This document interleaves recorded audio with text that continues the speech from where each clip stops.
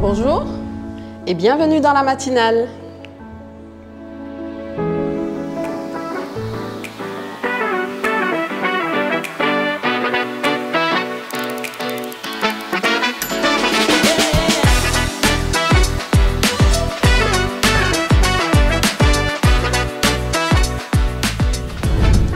Le titre de la matinale ce matin, porte du fruit. Alors je suppose que vous avez déjà pour la plupart entendu parler de l'histoire du figuier maudit. Et en fait, la veille, il y a eu l'arrivée triomphale de Jésus à Jérusalem sur un ânon. Et il est dit qu'il a passé la nuit à Béthanie. Et le lendemain, il a eu faim. Et notre passage se trouve en Marc 11, du verset 12 au verset 14. Lisons ensemble. Le lendemain, après qu'ils furent sortis de Béthanie, Jésus eut faim. Apercevant de loin un figuier qui avait des feuilles, il alla voir s'il y trouverait quelque chose. Et s'en étant approché, il ne trouva que des feuilles, car ce n'était pas la saison des figues. Prenant alors la parole, il lui dit que jamais personne ne mange de ton fruit. Et ses disciples l'entendirent. Alors vous lirez tout le chapitre, mais nous allons directement au verset 20. Le lendemain, en passant, les disciples virent que le figuier avait séché jusqu'aux racines. Pierre, se rappelant ce qui s'était passé, dit à Jésus, « Rabbi, regarde, le figuier que tu as maudit a séché. » Jésus prit la parole et leur dit, « Ayez foi en Dieu, je vous le dis en vérité. Si quelqu'un dit à cette montagne, ôte-toi de là et jette-toi dans la mer, etc. » Vous connaissez la suite. Lorsque Pierre lui a fait remarquer que le figuier avait séché, Jésus a fait le choix d'orienter les disciples vers le sujet de la foi. Mais en réalité, si on analyse bien son discours, on constate qu'il n'a pas expliqué son geste. Et ce matin, c'est le verset 13 qui va nous intéresser. Apercevant de loin un figuier qui avait des feuilles, il alla voir s'il y trouvait quelque chose, et s'en étant approché, il ne trouva que des feuilles, car ce n'était pas la saison. Alors Jésus a faim, Jésus voit un figuier qui a des feuilles, Jésus s'approche, Jésus ne trouve pas de fruits, et Jésus maudit le figuier. Cette histoire, cette même histoire, elle est racontée aussi dans l'évangile de Matthieu, au chapitre 21. Mais c'est dans Marc 11 qu'on va avoir une précision essentielle. Il ne trouva que des feuilles, car ce n'était pas la saison. Alors moi, tout de suite, quand j'ai lu ça, je me suis dit, mais je me suis posé quand même la question de l'injustice de Dieu. C'est quand même Dieu qui a décidé qu'il y aurait des saisons. C'est lui qui a choisi que tel arbre va porter du fruit toute l'année et que tel autre non. On voit bien qu'il y a par exemple toutes sortes de variétés de mangue, de mango au mois de mai, juin, juillet, août, des agrumes en fin d'année, etc. Donc quand un arbre porte des fruits hors saison, on est bien content. Mais quand il ne porte pas de fruits hors saison, en fait, on ne peut pas lui reprocher. Et là, Jésus, il a faim. Et même alors qu'on est hors saison, il voudrait qu'il y ait des figues. Non, mais il y a un problème. Est-ce que ce sont des caprices? Est-ce que c'est de la dictature? C'est comment? Pour moi, c'est injuste. Donc, je vais faire une petite parenthèse quand même.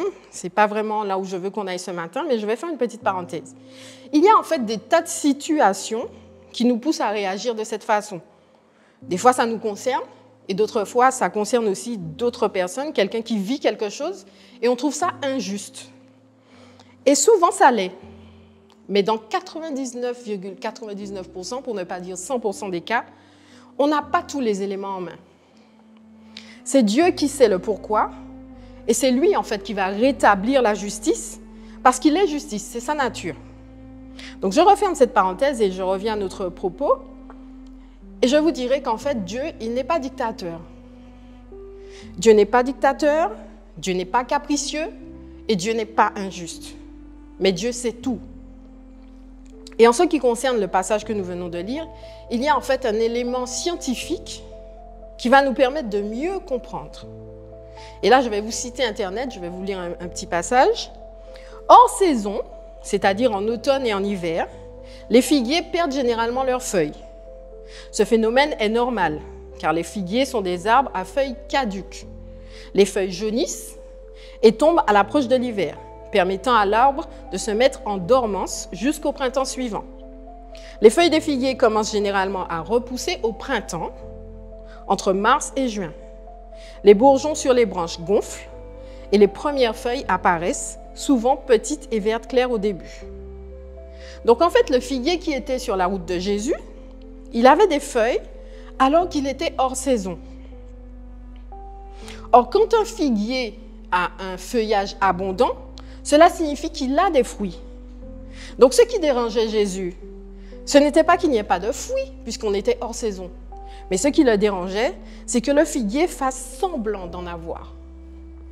Et ici, Jésus va dénoncer l'apparence, le faux semblant, l'hypocrisie, le mensonge, la supercherie, l'arnaque, la superficialité des chrétiens qui ont l'apparence de la piété, mais dans la vie desquels le fruit de l'esprit n'est pas manifeste. Tu penses sûrement à quelqu'un, mais en réalité, ce message s'adresse à toi et à moi. Je ne t'accuse pas de ne pas porter de fruits, mais en vérité, il y a tellement de domaines encore dans lesquels nous sommes stériles. Et le problème, c'est que nous ne mettons pas les choses en place pour faire ce qu'il faut pour y remédier. Nous préférons faire semblant. Jésus a déjà fait sa partie. Et le Saint-Esprit, il fait tous les jours son travail. Et nous? Ce matin, je veux nous encourager. Soyons vrais. Examinons-nous. Cherchons à nous améliorer, notre caractère, notre mentalité, notre vision, en cherchant réellement à connaître Jésus à travers notre relation avec lui, mais aussi à travers sa parole. Mais pour ça, il faut déjà la comprendre. Pour être participant de la nature divine, je vous invite à méditer. Je ne vais pas le lire avec vous, mais je vous invite vraiment à méditer ce passage de 2 Pierre 1, du verset 1 à 8, et de même lire tout le chapitre. Et je vous encourage à persévérer avec zèle, dans la quête du caractère de Christ, pour pouvoir réellement porter du fruit. Prions ensemble. Dieu Tout-Puissant, tu es tellement bon, tellement grand. En vérité, tu as déjà tout accompli et tu nous as laissé ton esprit pour pouvoir nous accompagner, nous éclairer, nous diriger. Il est vrai que quelquefois, nous préférons faire semblant de ceux qui ont l'apparence de la piété. Mais tu as en horreur ce genre de comportement. C'est pourquoi nous te demandons, Éternel, de vraiment nous éclairer sur les parties de nos vies qui sont encore sombres, afin que nous puissions nous améliorer et réellement porter du fruit. Parce que nous voulons être dignes de toi et vraiment travailler pour ton royaume. Que ton nom soit glorifié et qu'en cette semaine, tu continues à nous interpeller chacun sur nos vies respectives. Au nom de Jésus-Christ. Amen. Je vous bénis et je vous dis à la semaine prochaine sur notre chaîne YouTube. Si cette méditation t'a touché et que tu souhaites accepter Jésus-Christ comme ton sauveur, répète après moi cette prière. Dieu, je sais que je suis un pécheur et je te demande pardon. Normalement, la conséquence de mes péchés et de mes mauvaises décisions, c'est la mort. Mais je crois que Jésus-Christ a pris ma place sur la croix. Il est mort et ressuscité pour le pardon de tous mes péchés. Aujourd'hui, j'accepte Jésus comme le Sauveur et le Seigneur de ma vie. Merci Jésus de faire de moi un enfant de Dieu. Aujourd'hui, je m'engage à te suivre. Au nom de Jésus, Amen.